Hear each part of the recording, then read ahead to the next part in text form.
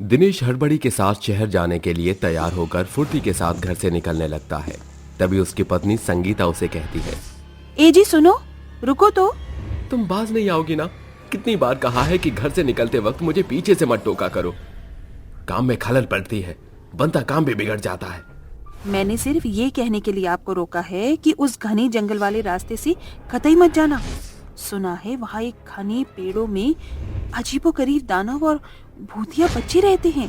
तुम भी कैसी दकियानूसी बातें लेकर बैठ गई हो। मुझे फसल के लिए बीज लेने शहर जाना है, देरी मत करो। दिनेश अपनी पत्नी की बातों पर ध्यान नहीं देता और छोटा रास्ता जान पड़ने पर उसी सुनसान जंगल से चल पड़ता है।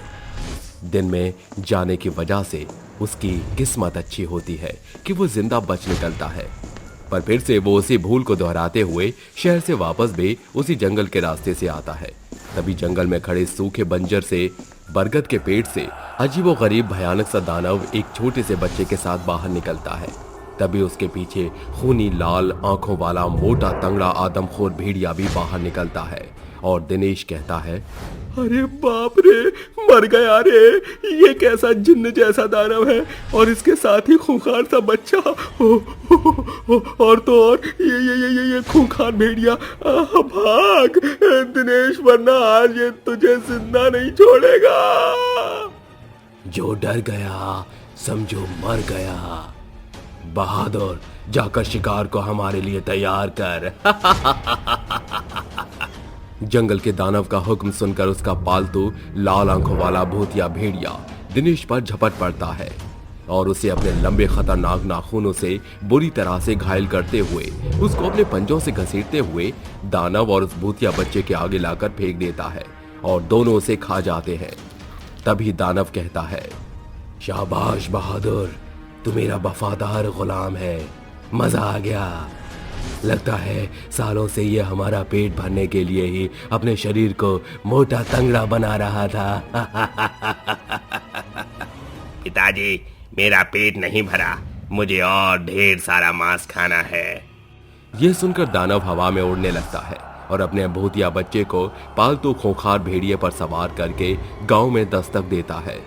तभी गांव के कुछ लोग पेड़ के पास बैठकर एक दूसरे से बातचीत कर रहे होते हैं कि उनकी नजर हवा में उड़ रही दानव और उसके आदमखोर भेड़िए पर सवार उस भूतिया बच्चे पर पड़ती है, जिसके बाद वो कहते हैं, अरे शामू, वो देख, अजीबोगरीब से शैतानी भूत तेजी से हमारी तरफ ही बढ़ते आ रहे हैं।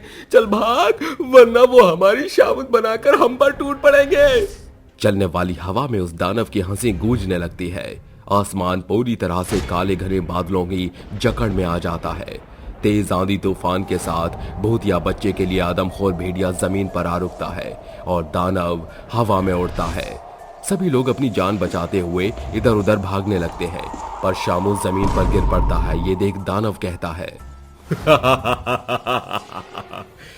तेरा क्या होगा कालिया, तू तो गया।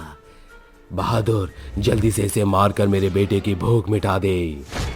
अरे मैयारी, अरे गाँव वालों, कोई तो बताओ, कोई तो बचाओ मुझे, हाय राम। पिताजी, इसकी बोलती बंद करो, वरना मैं इसे अपनी आंखों की ज्वाला से पका कर खाऊंगा। ये कैसा भूतिया बच्चा है, दूध पीने की उम्र में इंसान का खून पी रहा है। अरे ओ बहादुर, इतनी देर क्यों कर रहा है? चल जल्दी से इस जिंदा को मुर्दा करके मेरे बेटे को परोस। खूंखार भेड़िया उस पर बुरी तरह से झपट पड़ता है और उसका खून पीकर उसके मांस के टुकड़े करके भूतिया बच्चे के आगे परोस देता है। भूख मिटाने के बाद वो तीनों दानव तूफानों की तरह दौड़ते हुए जंगल को भाग जाते हैं। सुबह होने पर सभी लोग इकट्ठा होकर शामू के फैले हुए लाश के टुकड़ों को देखकर डर जाते हैं और बातें करते हुए बोलते हैं, कैसा खौफनाक मंजर था रात। वो अजीबोगरीब दानव और उसका पालतू भूतिया भेड़िया ने कितनी बुरी मौत मारी है शामू को। मेरा तो दिल दहल रहा है।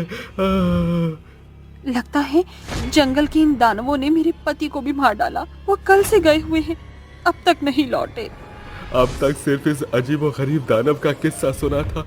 कल तो आंखों देखी हमने देख लिया, पर आखिर इनका कब्जा इस जंगल में क्यों है?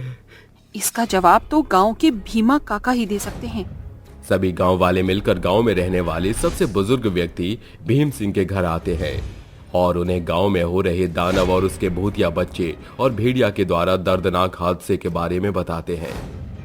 भीमा काका, आप इस गांव के सबसे पुराने हैं। आखिर हमारे गांव के जंगलों पर उस दानव का कब्जा हुआ कैसे? ये बात कई सालों पुरानी है। मंगलू अपनी पत्नी सुनीता के साथ शीतलपुर गांव में रहता था। उसकी पत्नी गर्भवती थी। वो एक लकड़हारा था जो गांव के ही घने जंगल से लकड़ियां काटकर उन्हें बेचा करता और अपना गुजारा चलाता। वक्त आया जब उसकी पत्नी ने एक बेटे को जन्म दिया, पर बदकिस्मती से उसे जन्म देते वक्त ही वो स्वर्ग से धार गई, जिसके बाद मंगलू अकेला पड़ गया। और एक रोज उसका दोस्त भीमा उसे समझाते हुए कहता है, देख मंगलू, अब तेरी बीवी तो रही नहीं, अब तेरे दूध मुहे बच्चे का आखिरी सहारा तू है। तू लकड़हारे का काम छोड़ दे। तुझे पता है ना कि जिस जंगल में तू अपनी जान जोखिम में डालकर लकड़ियां काटता है, उसी जंगल के एक खोखले पेड़ में खूंखार भेड़िया रहता है। मुझे कुछ नहीं होगा और फिर मेरे बच्चे की जिम्मेदारी पूरी तरह से अब मेरे सिर पर आ गई है। लकड़ियां काटने के अलावा मुझे और कुछ नहीं आता। मैं इसी काम में निपुण हूँ। देख दोस्त, समझाना मेरा फर्ज था, बाकी तेरी मर्जी। भीमा उसे समझाकर वहां से अपने घर को चला जाता है, जिसके बाद मंगलू हर दिन उसी घनघोर जंगल से लकड़ियां काट कर उन्हें बेचता। समय बीतने के बाद उसका मुन्ना थोड़ा बड़ा हो गया। एक रोज वो अपने बेटे को लेकर जंगल में लकड़ियां काट रहा था। तभी अचानक खूंखार भेड़िया खोखले पेड़ से बाहर निकलकर उसके बच्चे को बुरी तरह खरोच देता है। मंगलू अपने बच्चे को बचाने के लिए हाथ में लिए कुल्हाड़ी से भेड़िए की गर्दन पर वार करता है। गुस्से में बौखलाया भेड़िया मंगलू के पैरों को बुरी तरह से खा जाता है और मंगलू चीखते चिल्लाते हुए कहता है, अरे इस आदमखोर भेड़िए से मुझे और मेरे बच्चे को बचाओ, अरे बचाओ, कोई बचाओ। मंगलू का बच्चा पहले ही भेड़िए के वार से दम तोड़ चुका था और अब मंगलू भी भेड़िए के वार से सांसें रोक देता है। पर मरते वक्त मंगलू भी भेड़िए को मौत के घाट उतार देता है। इसके बाद उन तीनों की भयानक आत्मा गांव के उसी जंगल के खोखले भयानक पेड़ में कैद हो जाती है और तब से उन तीनों का बसेरा उसी जंगल के खोखले पेड़ में है। तभी मैं सोचूं कि उस दानव का पैर क्यों नहीं दिख रहा था। पर काका, आखिर इन दरिंदे जालिम दानव और उसके भूतिया बच्चे से हमारे गांव को रिहाई कैसे मिलेगी? एक चारा है, हम किसी भी तरह उस दानव को किसी शीशी में भर दें या उस जंगल को आग लगा दें, तो उस दानव और भूतिया बच्चे की आत्मा भी जलकर राख हो जाएगी और वो भूतिया भेड़िया भी उन्हीं के संग जलकर समाप्त हो जाएगा। सभी गांव वाले रात होते ही आग की मशालें लेकर भीम सिंह को लेकर जंगल पहुंचते हैं, जहां भीम सिंह कहता है, मंगलू, मैं जानता हूं कि ये दानव और वो भूतिया बच्चा तुम्हारा ही है, सामने आओ। उसके इतना बोलते ही दानव उसके सामने आता है और भीम सिंह मौके का फायदा उठाकर उसे बोतल में भरकर बोतल को बंद कर देता है और सभी गांव वाले उस भूतिया बच्चे और भेड़िए की बदरूप को आग लगा देते हैं, जिस कारण वो भूतिया बच्चा तड़प कर कहता है,